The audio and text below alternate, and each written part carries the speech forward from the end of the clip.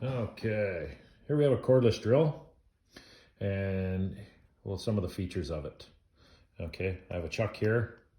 Basically, there's 3 jaws, which holds the bit. I also have 3 different settings here.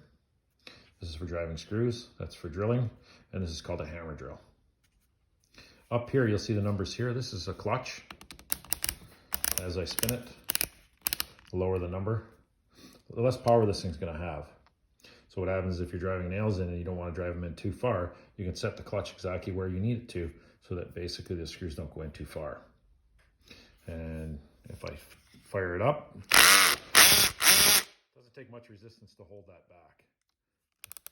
If I come up to number 10, it's a little bit more. I go up to number 20, and it's all I can do to hold on to it. There's a lot of torque there. Like I say, if you want to go to drill mode, you can go to drill mode, or you can go to hammer drill, which you use for concrete. Back in behind that, here, what we have is we have 2 speeds.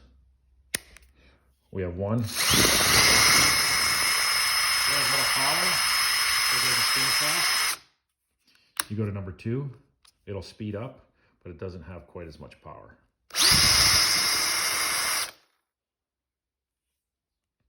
Some of the other features that you have a forward and reverse. Okay, that's going reverse. That's forward.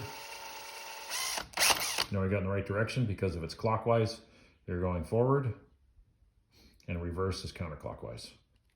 Down on the bottom here, I have a rechargeable battery. On the back of the battery, we have a way of checking. See how much power it's got? It's got 3 lights on, it's fully charged. In order to remove it, for this particular one, you push the button and you slide it out. You want to come back in again, slide it, click it in place. It's ready to go. In order to change the bit, if you're going to take it out, you have to be in the reverse and you have to be going counterclockwise, so I'm going the wrong way that way. So I flip it over. And what I do is I hold on to the chuck itself and I spin it backwards. And it comes out. This particular one has 3 sides to it. I want to stay on the 3 biggest flat sides.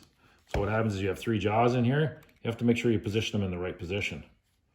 Put it back into forward, hold on to it. Just take your time. When you do that, that'll tighten it up, the bit will not come out. If you get the bit caught between the 2 jaws, what happens is, you're gonna see that's not gonna go in straight. It's going to look like it's wobbling.